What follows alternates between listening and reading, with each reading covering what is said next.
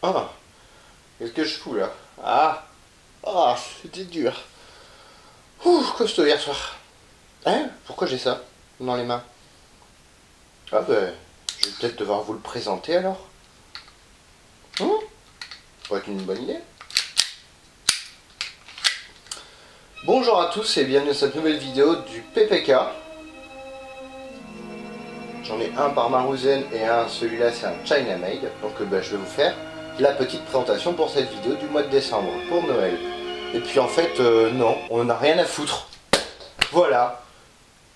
Je vais vous présenter la plus belle réplique en tout du monde. C'est bien compris? Bon, on va changer un petit peu tout ça. Oh, pinaise.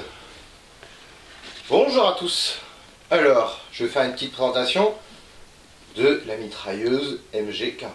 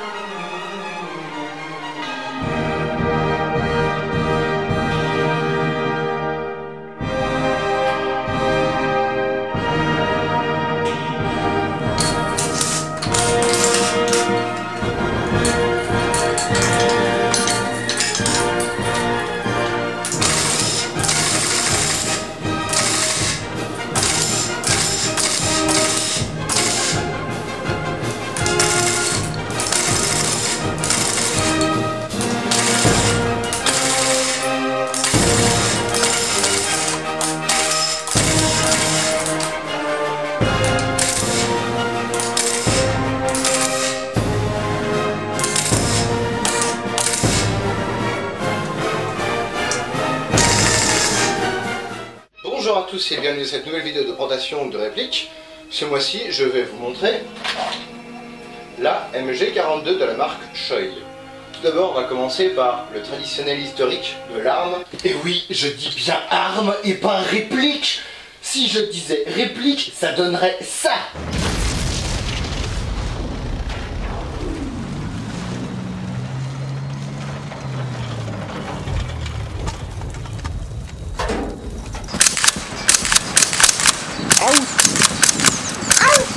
Out! Out! Get ready to move on the left flank! Take their left flank! Hold on and make sure they're down.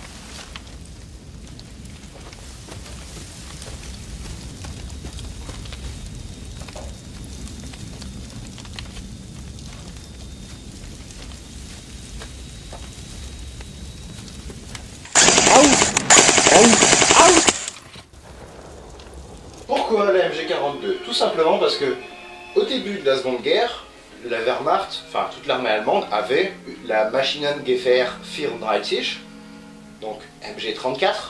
Mais le problème c'est qu'elle était très onéreuse, puis elle avait quelques inconvénients qui étaient assez embêtants. En 1939, on a Metall und Lagerwarenfabrik Johannes Großfuß AG, je le redirai pas deux fois. Donc Metall und Lagerwarenfabrik Johannes Großfuß AG. Enfin en fait si je l'ai dit deux fois mais j'ai triché. Donc c'était un spécialiste du métal embouti. Non, j'ai pas dit Bounty. Était donc chargé du développement de l'évolution de la MG34. Ils se sont appuyés du mécanisme de fabrication du MP40 et donc au début ça a donné ça. La MG39. Pourquoi tous les cache-flammes de l'époque ils avaient une forme de pavillon de trompette? Ils prenaient moitié moins de temps pour la produire, et c'est surtout ça le problème, c'était de pouvoir construire une mitrailleuse moins chère, plus efficace tant qu'à faire, et surtout qui prenait moins de temps. Donc la MG34, il fallait 150 heures pour la produire. Pour une seule mitrailleuse, c'était quand même beaucoup. D'ailleurs, pour ça, ils ont abandonné le sélecteur de tir, ce qui fait que la MG42 Naki, en full auto seulement, il y a au moins 4 sociétés qui l'ont fabriquée en série. On a Großfuß, Moserwerke, Guslowwerke et Esther Daniel Push. Vous les avez retenus, hein? Bah, peut-être, mais moi non. Et donc, entre 1942 et 1945, on a eu 400 000 exemplaires qui ont été fabriqués. Sa principale caractéristique, vous en doutez forcément, c'était sa cadence. 1800 coups minutes au début de la guerre et 1200 à la fin. Ce qui fait que, quand elle tirait, on ne pouvait pas discerner le son de chaque tir. Donc, elle a été surnommée la tronçonneuse d'Hitler. Petit exemple en vidéo.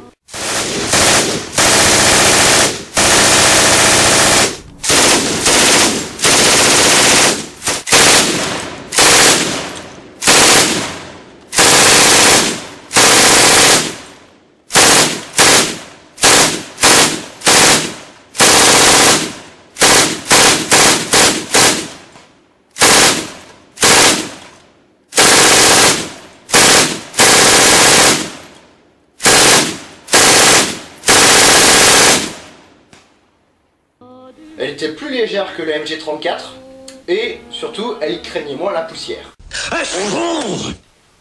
Oh, c'est reparti pour les blagues de merde. Conséquence du fait d'avoir une cadence de dingue, c'est que le canon il chauffait très vite. Donc il fallait pouvoir prévoir un système de changement de canon, ce qu'ils ont fait sur la MG42. On pouvait changer un canon en 6 à 8 secondes avec de l'entraînement. Et chaque équipe de mitrailleurs avait 2 à 3 canons de rechange. Comme ça, ça pouvait tourner très rapidement. Pendant qu'il y en a un qui est en train de chauffer et les autres refroidissent. La MG42 pouvait être montée sur l'affût Lafette. C'était pourri. C'était trop facile aussi. Qui était à l'origine conçu pour la MG34. Mais les équipages de blindés, eux, préféraient quand même la MG34. Puisque là, le poids, on s'en foutait un peu, il était destiné à être à un endroit fixe. Parce que le canon s'échauffait moins. Et aujourd'hui, on a encore la MG-Dry, la MG3, qui est toujours utilisée par l'armée allemande et puis par d'autres pays du monde, parce qu'elle était quand même révolutionnaire à l'époque. Et il y a certaines grosses armes modernes, enfin modernes par rapport à ça, comme la M60 ou la Minimi, qui ont réutilisé certaines pièces, certains procédés pour pouvoir être développés. Passons maintenant à la présentation de cette réplique. On va commencer par les choses qui fâchent, le prix. La réplique seule, juste ça, c'est 1400, 1500 euros. Vous voulez rajouter un drum, rajoutez 200 euros. Le système d'alimentation, rajoutez 200 euros également. Et puis après, on va passer à tous les accessoires. Et aussi, pour ce bébé, le problème c'est que ça vient du Japon, donc 150 euros de frais de port et 300 euros de douane. Donc 450 euros juste pour pouvoir récupérer son colis, ça pique aussi. Donc en tout, ça nous fait un total de 2200 euros pour pouvoir tirer avec une réplique. Le prix constitue quand même un gros inconvénient, ça je le concède, mais on a quand même un petit avantage, en tout cas de mon point de vue de passionné, c'est que pour avoir cette réplique, il faut être vraiment passionné, il faut avoir la foi, enfin c'est pas à la portée de tout le monde. Vous ne débuterez jamais l'airsoft avec ça, ça c'est clair et net. C'est vraiment pour ceux qui en veulent, pour ceux qui sont prêts à sacrifier 2 mois de salaire pour acheter une réplique. Ce qui fait que cette réplique est suffisamment rare pour être légendaire. Et encore une légende, je ne sais pas si ça existe, elle existe vraiment. Et pour preuve, ça fait à peu près 10 ans que Shoei produit cette réplique, et je n'ai que la 1655e. C'est pas beaucoup, mais vous allez vite comprendre pourquoi c'est aussi cher. En fait, si je vous dégoûte dès maintenant, arrêtez cette vidéo. Allez voir sur YouTube, il y a des reviews très bien de M4 Cybergun, mais non, ne continuez pas si je vous dégoûte déjà. Oh puis de toute façon je m'en fous, hein. Si vous arrivez là à m'écouter maintenant, c'est que votre vue elle est déjà répertoriée sur YouTube, donc m'en fous moi. Et puis comme Harry Potter le dit, c'est pas le joueur qui choisit sa réplique, c'est la réplique qui choisit le joueur. Il dit pas ça Harry Potter. Ah mais c'est de la merde. Et donc en introduisant cette réplique, vous introduisez de la magie dans vos parties.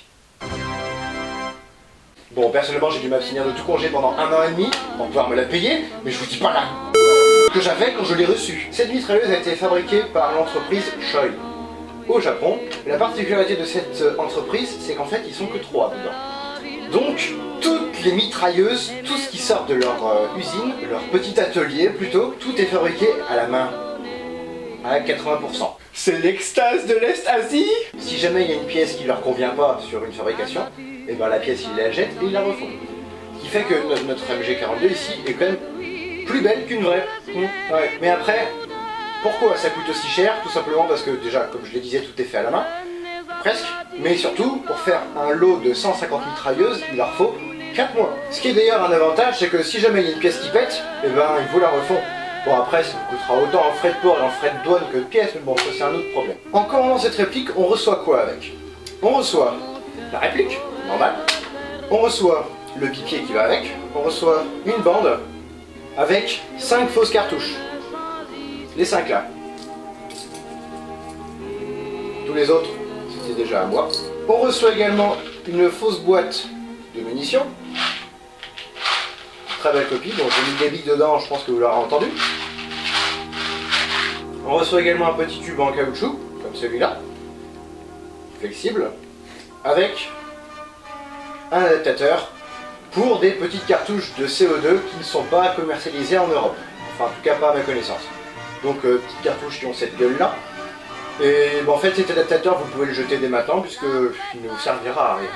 Et enfin, on reçoit un petit chargeur. J'y reviendrai plus tard. Cette réplique, elle pèse 7,2 kg avec le bipied.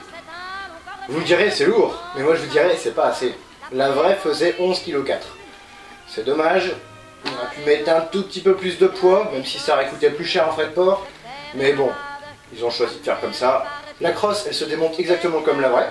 On a un petit bouton en dessous, là. On pivote à 90 degrés. Dans l'autre sens, à chaque fois le logo. Hop, et voilà. Donc, crosse très bien reproduite. On a des petits marquages à l'intérieur. Je vous déconseille de faire ça si la mitrailleuse est armée. Là, elle ne l'est pas, c'est très bien. Parce que si elle est armée, en fait, la crosse sert pas vraiment de buter, mais à sécuriser l'ensemble. Et quand il y a de la pression, ça peut arriver que le mécanisme se décale légèrement. Comme vous pouvez voir, j'ai la version bakélite. Il existe la version bois qui est légèrement plus chère. Donc, qui peut être directement monté avec la réplique, c'est à la demande. Vous savez pas ce que ça veut dire, bakélite? Bon, allez, je vais vous aider. On a le bac S pour les scientifiques, le bac ES pour les commerciaux, le bac L pour les littéraires et le bac élite pour les troupes d'élite. Du style, les parachutistes américains. On va ouvrir le capot de culasse. Hop, et là on découvre quoi? C'est bizarre. C'est pas comme d'habitude. Il s'agit du système Escort développé par Nobuji Tawada. Enchanté, moi c'est Néo. Vous me direz, oh, ils se sont inspirés du système Polar Star. Eh ben non, le système Escort il a à peu près 10 ans, donc c'est Polar Star qui s'est inspiré du système là. En fait, on peut voir que tout est réglé aux cheveux près. Voici une petite vidéo en train de tirer.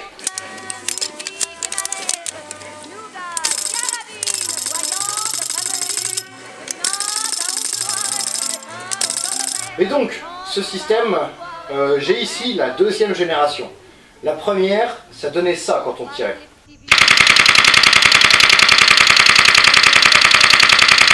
On a la sécurité qui se situe sur la poignée. Sécurité mécanique. Ça bloque la détente. Le tir n'est pas possible. Et vous me direz, ils avaient un marquage Néo 035 dessus à l'époque, sur le capot de culasse? Non, ils n'en avaient pas. Mais vous connaissez beaucoup de fabricants qui marquent les répliques qu'ils expédient avec le nom ou le pseudo de l'acheteur. Vous en connaissez beaucoup? Non, j'ai demandé à Shoei de me faire ça, même si c'est pas réaliste du tout, pour montrer que c'est ma réplique, et aussi pour me dissuader de la vendre si un jour j'ai un problème financier. Parce qu'une réplique comme ça ne se vend pas. Je dors avec. Donc à moins de changer le capot de culasse et donc dépenser de l'argent en plus, et ben non, je n'arriverai jamais à la vendre, de toute façon je n'ai pas envie. On peut voir ici qu'on a un rail dans lequel vient se mettre ce petit pitonion. Attention quand même, en fait si vous avez tiré avec et que ce n'est pas revenu au point mort, ce que vous ne pouvez pas faire si jamais vous avez du gaz, puisque ça tire en continu, normal, il n'y a pas de semis, et donc ce ne sera pas parfaitement aligné par rapport à ça. Et donc pour pouvoir enlever ce capot de culasse, parce que ça pourra vous servir, il y a un axe ici, Mais faut pas forcer comme un dingue. Hein. Il y a une position dans laquelle vous pourrez enlever l'axe sans problème. Pouvoir enlever cet axe sera indispensable si vous voulez changer cette pièce-là. Cette pièce-là, c'est celle qui sert à faire tenir les drums. À l'origine, il y avait celle-ci.